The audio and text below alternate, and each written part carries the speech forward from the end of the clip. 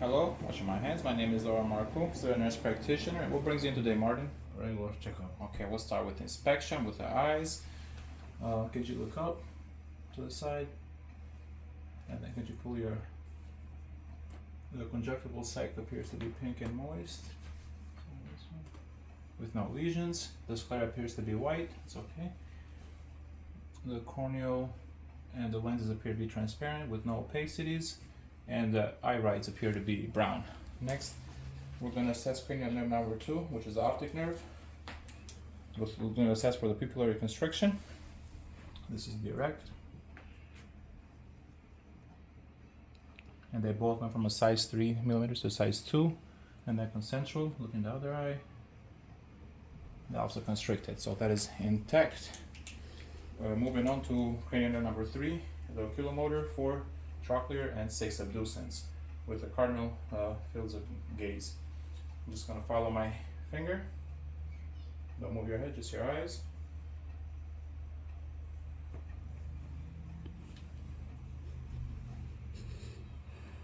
And the movements are going to be smooth and coordinated. Those cranial nerves are intact. We're going to check for accommodation and convergence. So we'll start with convergence. Look at the tip of my finger and just follow it. Convergence, and then we're going to do with accommodation. Look at my finger, look at the wall, look at my finger. Accommodation is also present. Next, we're going to move on to the ophthalmoscopic examination.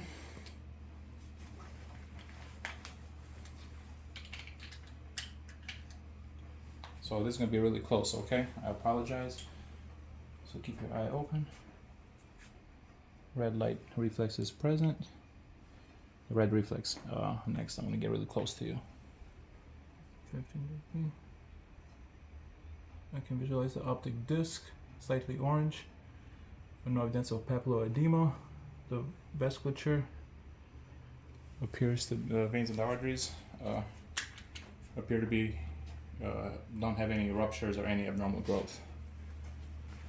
Next, we're going to move on to the head inspection, just looking at the skull. Appears normocephalic. There is evidence of surgical incision. And then next we're going to move on to the hair. It's black, fine, with some male pattern baldness. And then the scalp.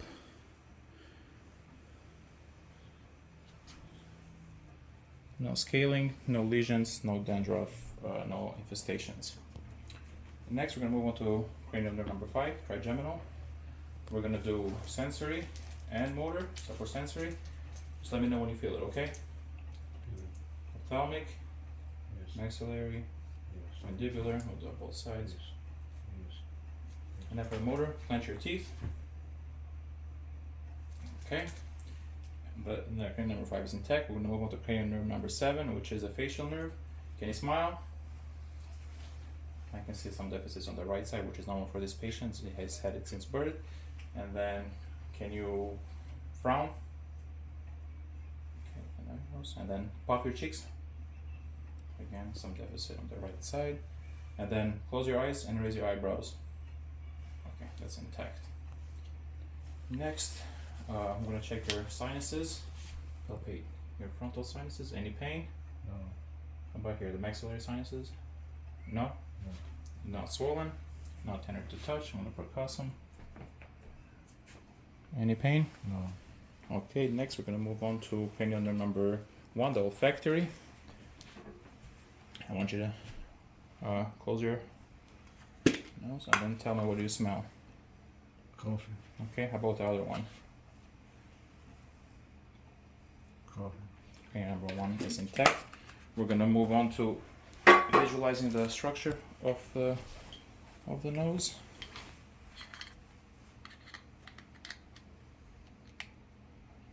Can you put your head down, your chin up?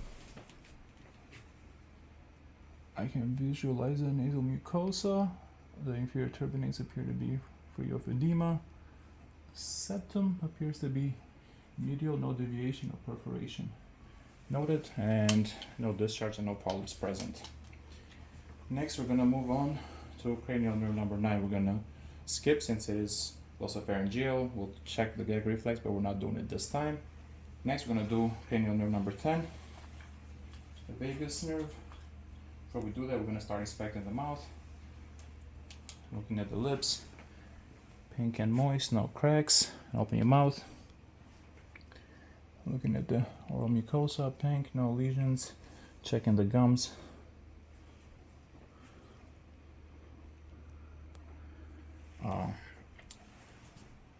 The oral mucosa appears pink, the gums are not bleeding, they're pink. There is poor dentition with missing teeth present. And then for cranial number 10, the hypogloss, we're gonna have you, the vagus, say your tongue out, say ah. I'm just looking at the, you just put your tongue out, say ah. Yeah, uvula is pink, moves with the palate, which is normal finding.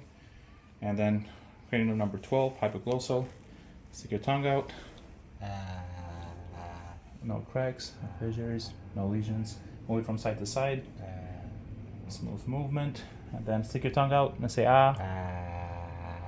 And visualize the pharynx, no evidence of edema. The tonsil is still present, no evidence of edema or exudate. And next, we're going to move on to cranial number 11, spinal accessory. Turn your side, this side, and then shrug your shoulders. Also intact. Next, we're going to move on to looking at the trachea. Put your head up and swallow. Okay, looking at tracheal muscles. The trachea appears to be midline. I'm going to check for the thyroid gland.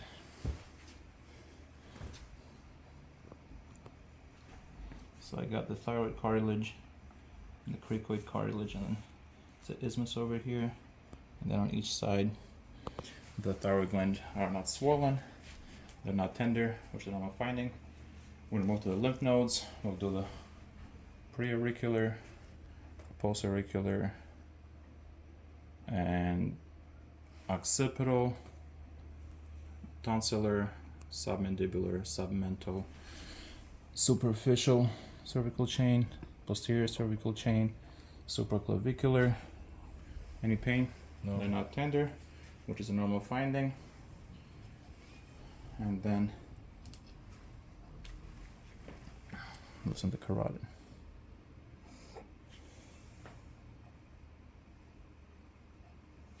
No bruise. I skipped cranial number 8, vestibulocochlear. Any ear pain? No, so we're gonna start with the middle ear, the pinnacle. Any pain? No. Pull the pinna out. The tragus, any pain? No. Checking for otitis externa, which is not present. And then the mastoid bone, any pain? No. It's also not present. And then we're gonna inspect the ear. So this is your right side. It's easier on this side.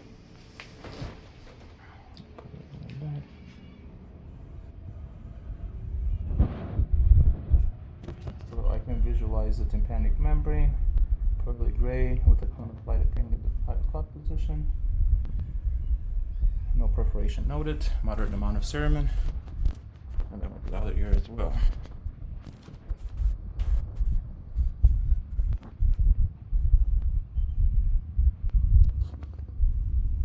No, it says significant more cerumen. I can still see the tympanic membrane, pearly gray, no perforation, cone of light 7 o'clock location. I should have done it earlier, but I forgot, so I came back to the vestibulocochlear nerve. Next, we're going to do anterior thorax. Could you have your shirt off, please? It's a better visualization. Inspecting the anterior thorax, appears to be symmetrical. We'll do the anterior diameter compared to the lateral. It's about half, which is a normal finding.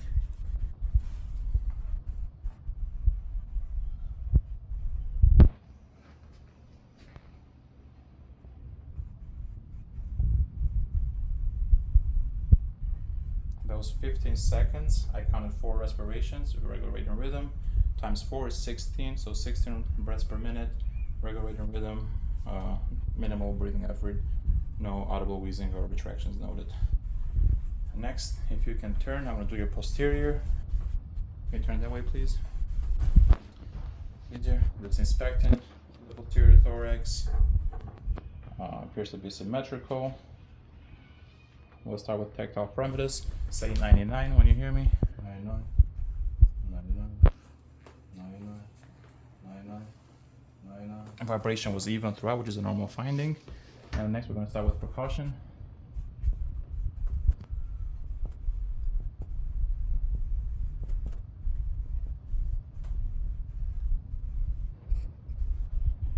And I could hear the resonance.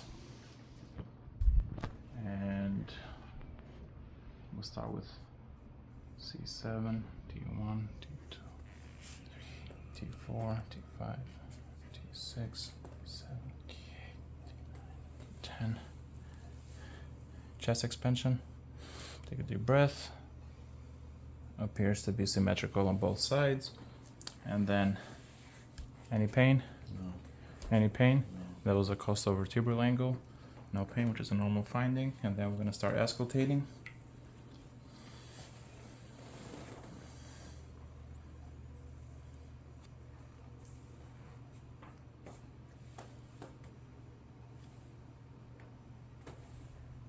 The ladder pattern.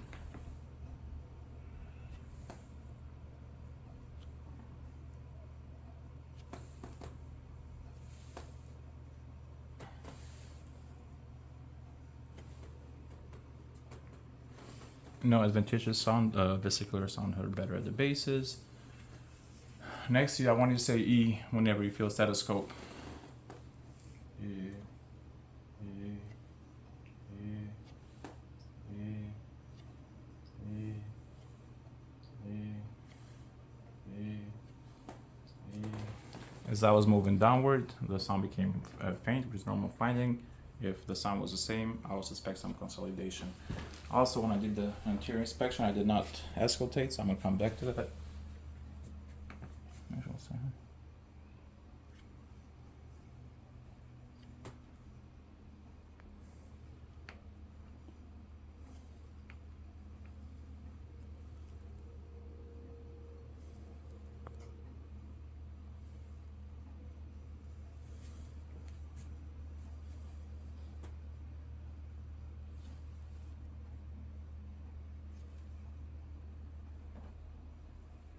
Again, no adventitious breath sound.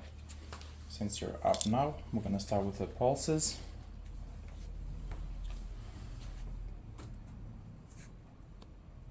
+2 on the carotid. Look at the brachial.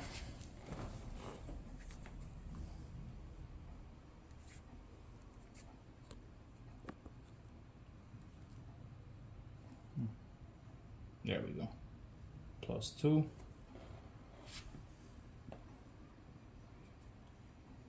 Radials +2. Legs. Posterior tibial +2, and then dorsal pedis +2. Next, we're going to move on to the cardiovascular assessment. If you could please lay down. And while he's doing that, I don't see any jugular vein distension. No abnormal carotid pulsations. No pulsations on the chest as well. Okay, we're gonna move on to palpation. The inspection didn't see any palpitations. So we'll start with 2, 4, and 5 over here. This is systolic impulse with the finger pads. I don't feel any lifts or heaves. And then the aortic and the pulmonic, same thing, no heaves or lifts. And then with the ball of my hand, I'm gonna check for thrills.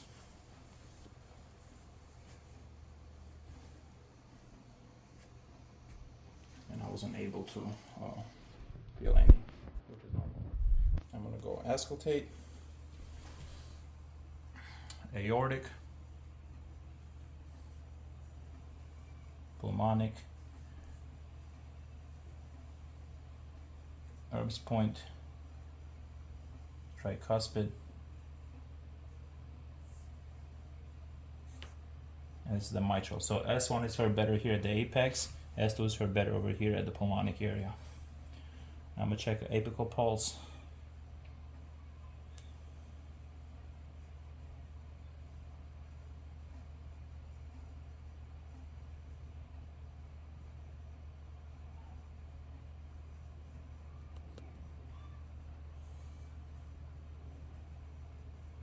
Okay, that was 15 seconds. I got regular rate and rhythm of 20 times 4. It's 20 times 4, it's 80. So apical pulse was regular with a rate of 80. Just a brisk sound heard. Next, we're gonna do for the, we're gonna assess for murmurs with the bell at lowest point. The tricuspid and then the mitral. I wasn't able to hear any murmurs. So normal S1, S2, no extra sounds, no splitting. Next, I'm gonna look at the point of maximal impact. So it's around the 4/5 intercostal space and midclavicular.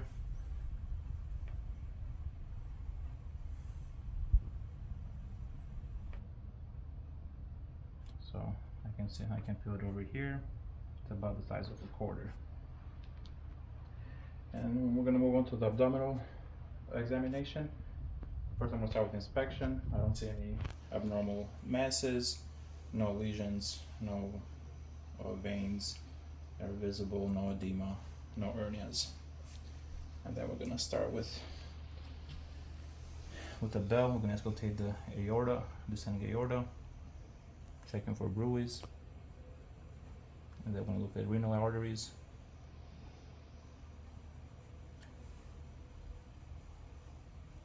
And then the iliac.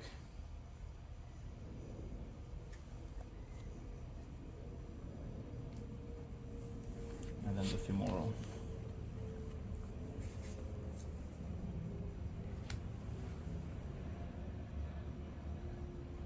And no bruits are all present.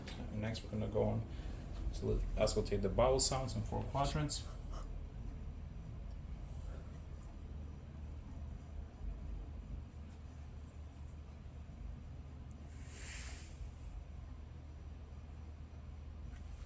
Bowel sounds present. Next we're going to move on to percussion in all quadrants. I like to start up here because I know it sounds resonant, and we can move over to when it sounds timpani. So I hear the timpani, the epigastric air bubble. Sounds more dull over here, probably the bladder has urine in it.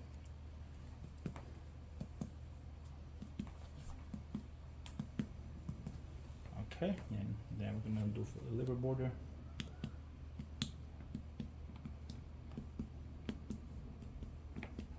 Sounds more dull over here. So I'm gonna mark it.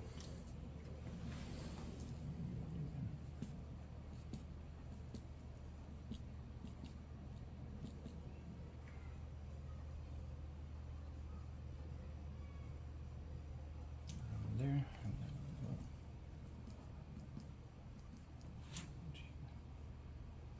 we can also do with a scratch test to validate it.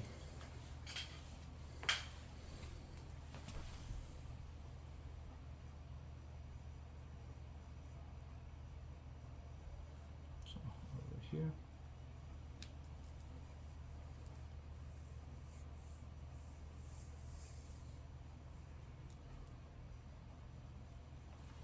And then I can measure that, the liver span.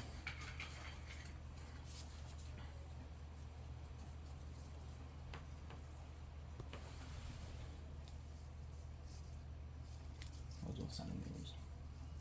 It's about 8 centimeters, which is a normal finding. Next, I want to have you go towards roll towards that side. And look at the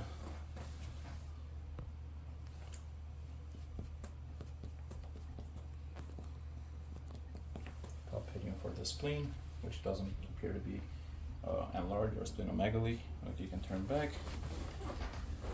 I'm gonna start with some palpation. Let me know if there's any pain. Okay. Okay.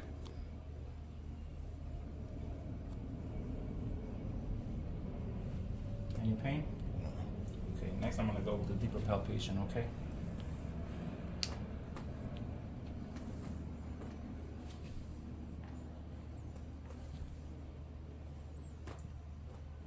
I can see I can palpate the border of the liver. Any pain? No. Okay, we're gonna palpate the superficial lingual nodes and then the inferior lingual nodes. Any pain? No. Tenderness. And then next we're gonna go from the nodes to do some special tests. We'll do a Murphy's test. Can you take a deep breath? Let it out. Any pain? That's a Murphy's sign. We're checking for cholecystitis, which is not present. Next we'll do the McBarney's point. Any pain? No. That's checking for appendicitis. Next. Any pain? No. Any pain? No. That was just checking for rebound tenderness or the Bloomberg sign. It's not present. Next, we're gonna go move on to the Brudzinski sign, checking for irritation of the meninges. Any pain? No. And the hip and the knee didn't flex, which is a negative sign. And next, we're gonna do the Koenig sign. Any pain? No. How about now? No. Negative Koenig sign. So after that, I'm gonna have you sit up, please. Just sit up. You can stay there. I'm just gonna inspect, look at symmetry. Looks like the right side's further down a little bit, which is normal for this patient. It's been since birth. Looking at the muscle mass. The muscle mass appears to be about the same. No lesions, no deformities, no swelling at the joints. And then looking at the ankles, no swelling. Appears to be symmetrical on the line. Next, I'm going to have you walk.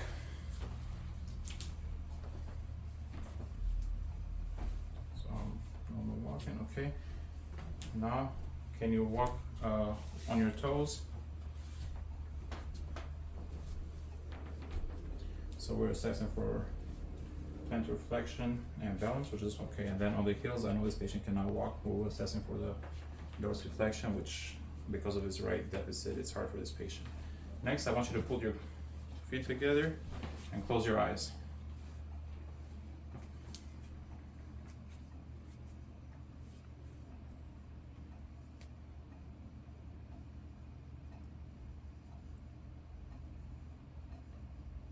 So, okay, that's good. That was a negative Bromberg test. There was no swing. Patient was able to hold his posture.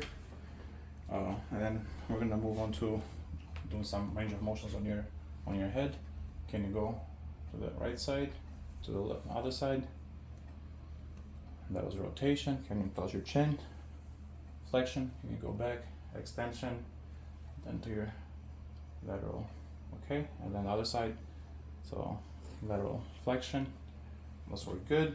Next, we're gonna do the shoulders. Put your arms up. Put them higher up. That's flexion. Can you put them back? Okay, extension. And then to the side. Abduction. And then put them like this. And go across. Adduction. Those are first. That was good.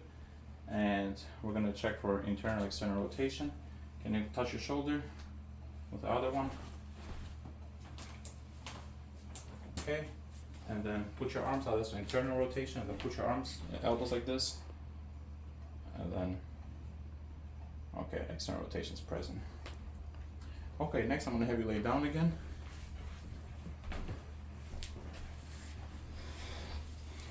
You can just lay supine. Okay, we're gonna check your range of motion, passive range of motion on the hips. So, I'm gonna put. Can you lift your back up a little bit? Okay, check. Okay, you can go down. Can you move your knee and hold it? Okay, any pain? No. Okay, so that was flexion of the hips, and then can you just hold this down? Flex your arm, leg. It's harder here, but brush on. Okay, that's flexion. It's normal. It's hard to do here, but on a regular exam tape will be easier. Okay, you can relax it, and then I'm gonna do abduction. Adduction, so flexion, extension, adduction, abduction are present. I'm gonna do some external rotating and then internal rotator. Any pain? No. Okay, next we're gonna move on to the knee. Could you, there you go. So flexion, and then I'm gonna hold it here. Push your leg up, this one. Extension, it's normal. Then we're gonna check for MCL, ACL, and then the anterior we're gonna check for the medial collateral ligament, anterior collateral ligament, medial, lateral, anterior, and posterior. So go over here. Do lateral pressure. Any pain? No. That's a medial crucial ligament. And then over here, 30 degree. Any pain? No. That's a lateral collateral ligament, the LCL. And next, I'm gonna sit on your ankle over here, okay? So we're gonna do anterior, any pain? No. And then posterior, any pain? No. Alright, next we're gonna do the ankle. Can you put your toes up and put it down into your flexion and then dorsiflexion? It's normal. Okay, now can I have you sit?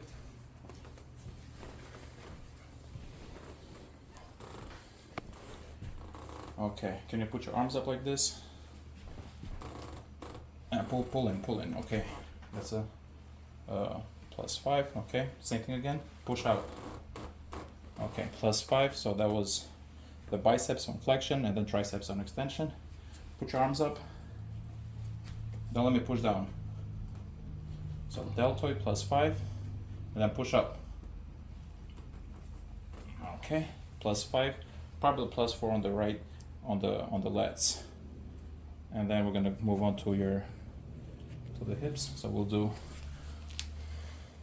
push up, and then relax your arm, push down. Okay, so that was the glutes and the iliopsoas muscles being activated on the flexion and the extension, +5. Next, we're gonna do with the knee. Push out, okay, and then push in. Okay, so that was the flexion and extension. That was the quads and the hamstring being activated, +5. And then over here, push down, and then push up. Dorsiflexion and plantar flexion were intact as well, +5. Next, we're gonna do some special tests. We're gonna check your tendons. There it is. Okay.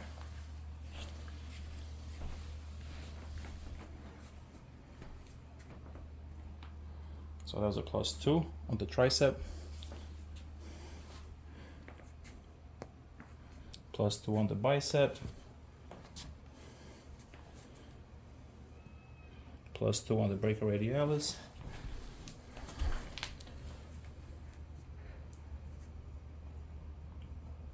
+2 on the patellar.